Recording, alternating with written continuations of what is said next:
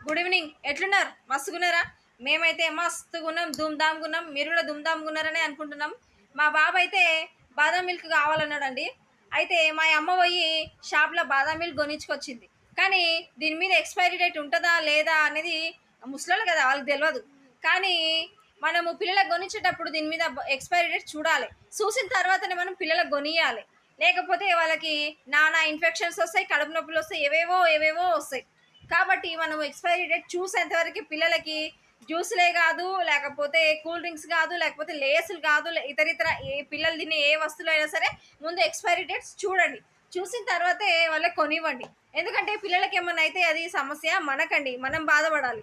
నేను చెప్పింది నిజమా? కాదా? అని ఒకవేళ మీకనిపిస్తే నా వీడియో గనక మీకు నచ్చితే లైక్ చేయండి, షేర్ చేయండి, సబ్స్క్రైబ్ చేయండి. ఓకేనా ఫ్రెండ్స్?